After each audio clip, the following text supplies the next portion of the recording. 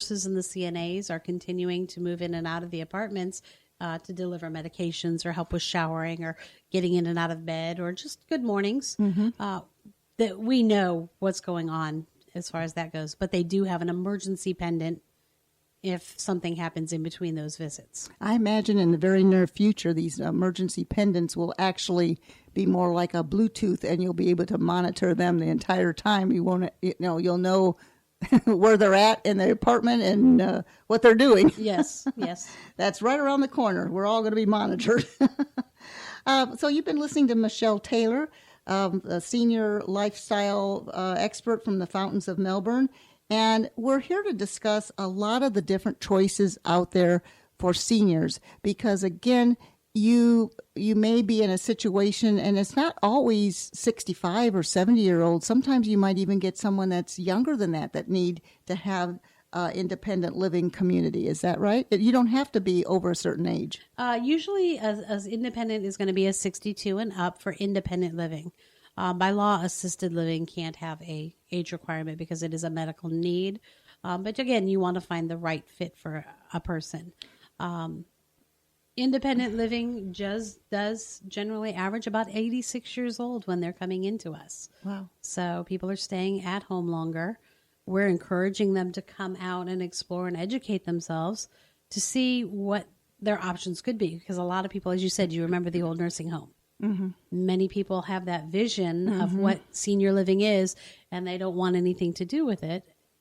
Then they walk through the front door, and they're amazed at what life could be. They never envisioned it to be that luxury lifestyle, that freedom to enjoy life, follow their passions, and be involved in the things that maybe they didn't have the energy for anymore.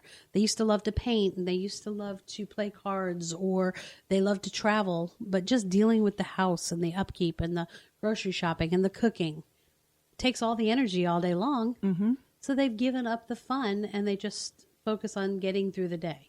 Our goal is to give that back to them and let them enjoy life again. Well, I know when I visited there, we actually would have lunch. Sometimes we have dinner, and it was nice. They could invite.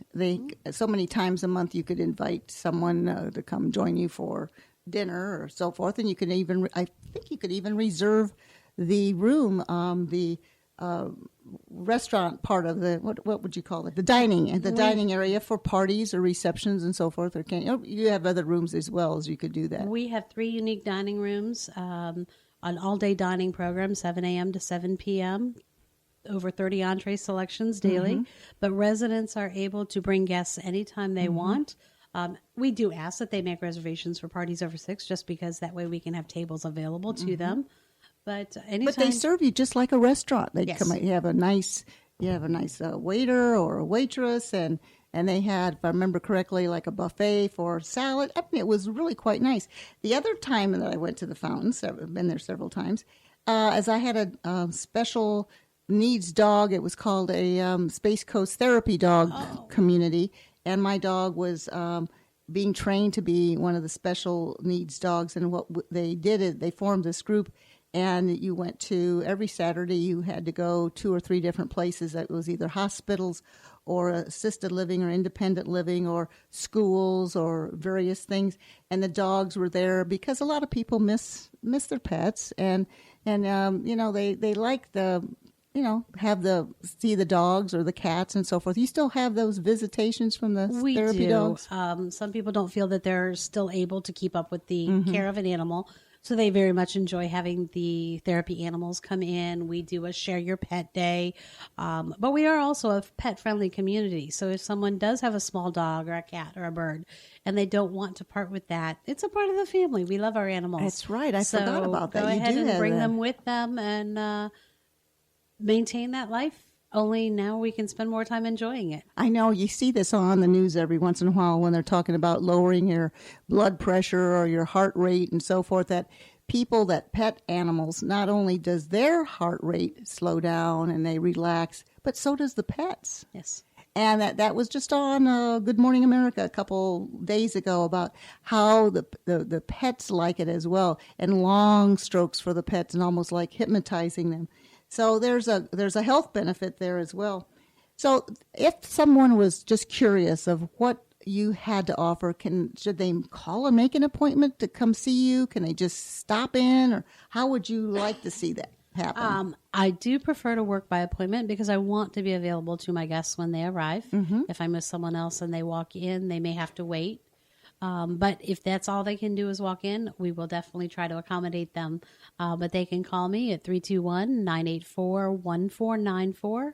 Ask for Mechelle, and I'll be happy to talk with them. They can also go to our website at lifeatthefountains.com and look at floor plans, see our calendar and menus and things like that. That's right. There's floor plans on there because you have like studios. We have about 13 different floor plans. Wow. So finding the right size that's going to fit your lifestyle. And I know we probably can't get into all kinds of pricing and so forth today, but in general, what do you see? Let's start with assisted living on a whole. I just pulled some figures up off the web, the general websites of anywhere from about $2,800 to $4,500 a month. Would that seem like it fits into the generalities of Brevard County? It depends because there's so many different options. Depending on the size of your apartment. Depending on the size, the community.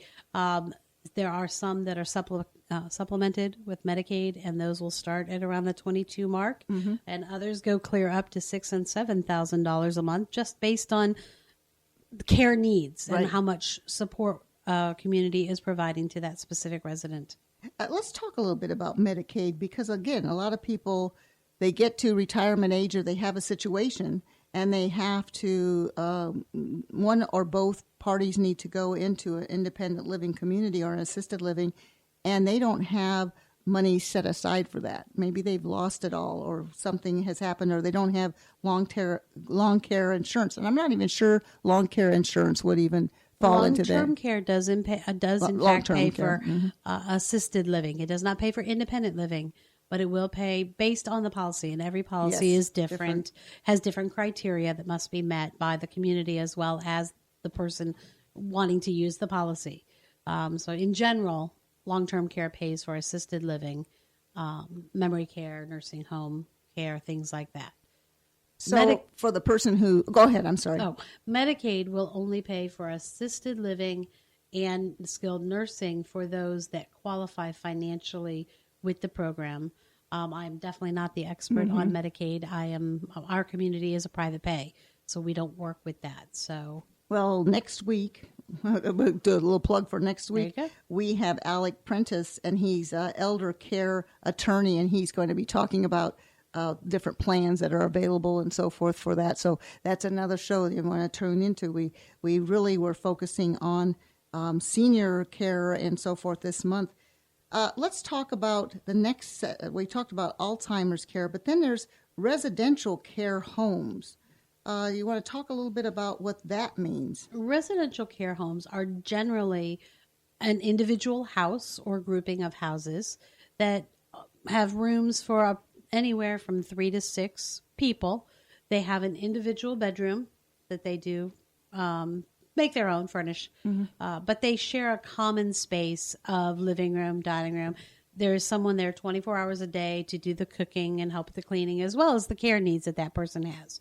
So those might be a less expensive option, but they're going to have to share some more space than they would in one of the other options. Right. So it's more of a house, not necessarily a standard house that we're thinking of, but a home that might have It is generally a converted house, a normal and they share the kitchen home, and so forth. And a multitude of bedrooms depending on how it was built. And kind of like a frat house. Kind of, yes.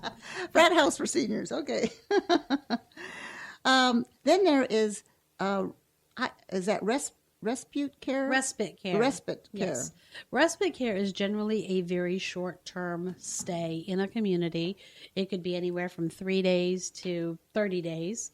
And that is where someone normally lives with a family member or is in town for a short period of time and needs more support than they can get from their family.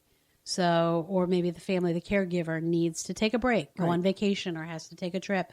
So they're placed in communities that have space available, pre-furnished, for a number of days to receive the care and support. So it's that like a they temporary stay. Need. It is. It's very while temporary. your caregiver has to leave, maybe go on a vacation, and they do need a break. And that's one of the things that if you're a 24-hour caregiver, bless your heart, because that is more than a full-time job, and you sometimes just need to get away. And will they take them on a one day, or do you have to be there for Every 7? community Is has a different structure to how their respite works.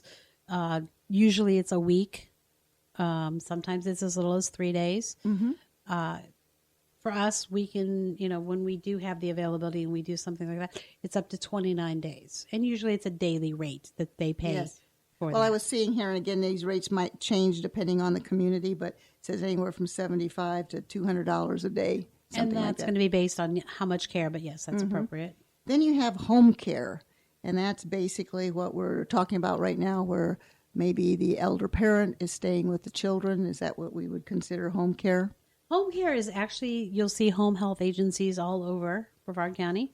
And those are agencies that allow caregivers. They could be just a companion. They could be a CNA, which is a certified nursing assistant, or even some nurses that go into a person's home and provide support there. It is not necessarily that they're living with someone else. They're living in their own home, and they are having someone come in and provide the care that they would receive in an assisted living within the home. So for some people, that is a great option. The only thing that they're going to lack in that situation would be maybe a social outlet. I know when I was taking care of my mother, I had a full-time job. So when I went to my job, we had a home care giver stay with my mother and make sure, because you know what happens. They want to be so independent, and they don't like to they don't want anybody helping them, because that's the one thing that a lot of seniors think. As soon as my car's taken away from me, or as soon as I have to abandon my home, and as soon as I have to ask for help, then I feel like I'm less of a person or something. They don't like to give up that independence. Correct. So if you don't have somebody watching them or being there with them, they're getting out of the bed by themselves and doing a lot of things they're not supposed to do, and then bingo, there's another accident on the floor. So home care is very important for the person that is taking care of their parents or even sometimes disabled children or something like that be able to have that outsource, to have that person coming in that can relieve them of some of those duties during the day. So all of these are various different things that are possible. But again, we always stress here on Your Hometown Solutions that it's all about getting the expert's advice. You want to know what's available before you have to make that decision. So before you're faced with putting the parents into another community or having them leave their home or whatever, sit down and look at the whole scheme of things, the whole picture, because perhaps you're not ready today, but maybe 6 months from now you will be, and it'll make your life a lot easier if you already have some ideas on figures and facts and so forth, because it's all about making the right choices. And again, we want to thank Mechelle Taylor, and with the Fountains of Melbourne Senior Living, she's the sales director there. Give out your information one more time. You can reach me at 321-984-1494. Education is the key, and I'll be happy to help you. You can also go to our website at life@thefountains.com. How many apartments are at the Fountains right now? We have 265 apartments. Okay, and residents? About 300 people live there, so it's a nice, diverse community, but yet at the same time small enough to make it feel like family.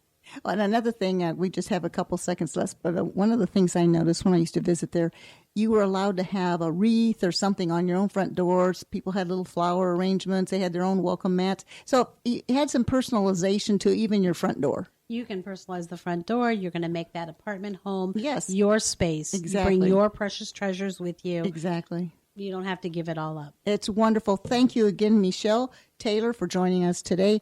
I'm Jean Newell with Waterview Realty. We interview experts on all kinds of diverse information. Again, if you want more information on past shows, on what we have coming up, even about what we've talked about today, go to our website at yourhometownsolutions.com and ask for our book.